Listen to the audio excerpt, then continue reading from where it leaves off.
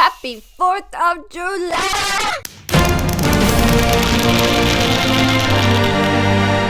Last week, you beheld what was the glory of my wheat field. This week, we get a little bit darker. We venture on finishing a project that I may or may not have started months ago. And who would have guessed, it's more landscaping. Because I know that's what everyone here is dying to see. So, welcome to this week's episode of Nobody Asked for This. I'm your host, none of your business. Today, we make creepy woods and cul-de-sac. Now, this world-renowned artist is known for being weird. This week's art is inspired by, I'm going to put a whole bunch of villagers in the cul-de-sac and hope they get eaten in the woods by monsters. It gives a very homey kind of feel, and evokes a sense of nostalgia. Today on the flat agenda, we will be learning different kinds of brushes. Again. To perfect our landscaping techniques, today we are going to learn about the brushes Smooth, Erode, and Morph. Now, let's create some phallic-like symbols to test out our brushes. You know the drill.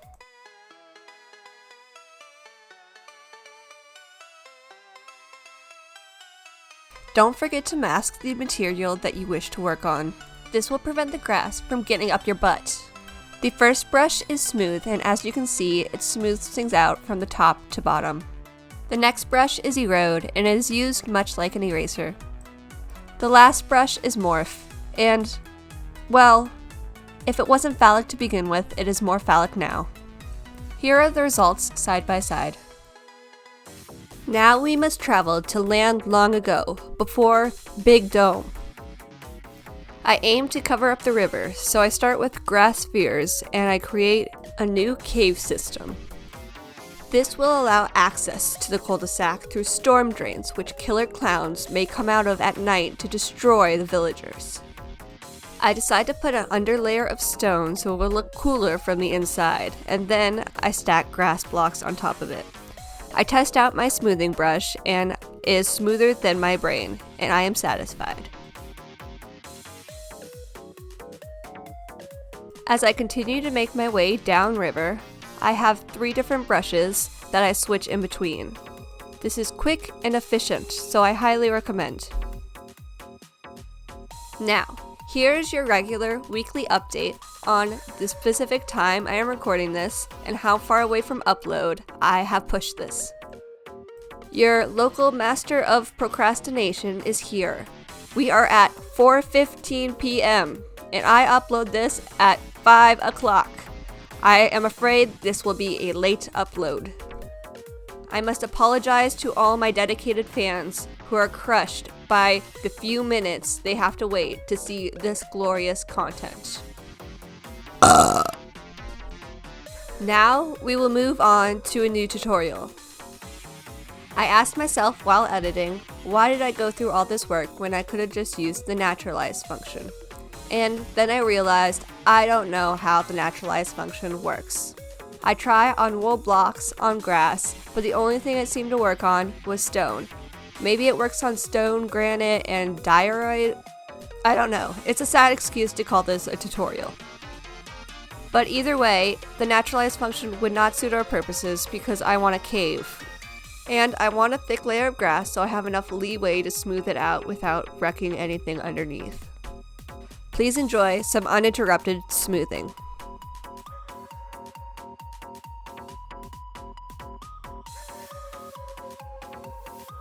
You like that? The less time I spend talking, the less time I spend editing, which means I might just be able to upload this at 5 p.m. after all. Oh wait, another tutorial. The biome brush. It's pretty self-explanatory. Basically, all it does is change the grass color. Unless you want it to snow. It could do that too. Ooh, ah, wow. As you can see, I use the set command to raise the ground up. This helps smooth it out a lot easier. Then I fill in the terrain with dark forest biome. This makes the color of the grass very dark and makes the woods possibly even darker. Ignore what I'm doing here. It literally does not matter. But I have to leave it in for continuity's sake. Next, we move on to the forest. For for this, we need to use another brush, the forest brush. How it works, also a mystery. Those two numbers, I don't know what they do, but here's side-by-side comparison of different numbers. I believe the first number is how big your sphere is, and the smaller the number is, the less trees. The second number, I think the higher the number is, the more dense the trees are, which I would think would be backwards. But anyways, the trees. I then go in and paint the rest of the ground and put in shroom lights in the trees to make it look more magical.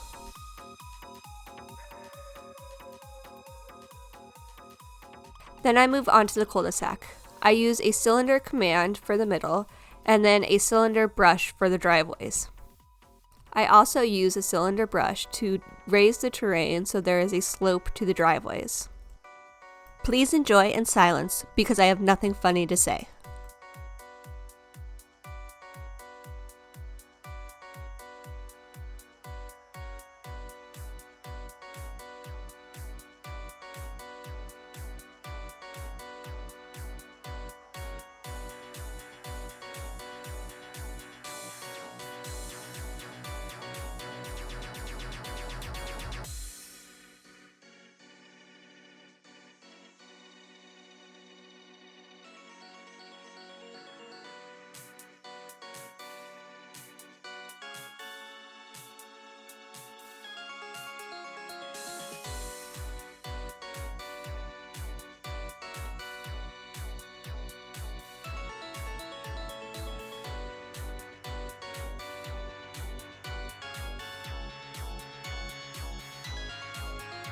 I move on to the second half of my forest and repeat what you just saw.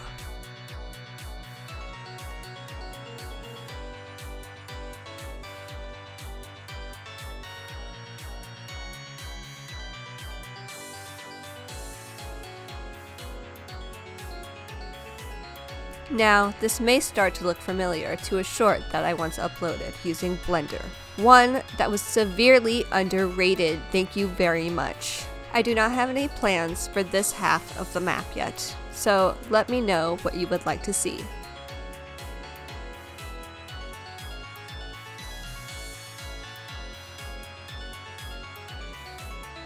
Now, ladies and gentlemen, it is now 4:41. Can we do it? You tell me. Like the video and subscribe. Thank you for sitting through this, and watch my shorts. Bye.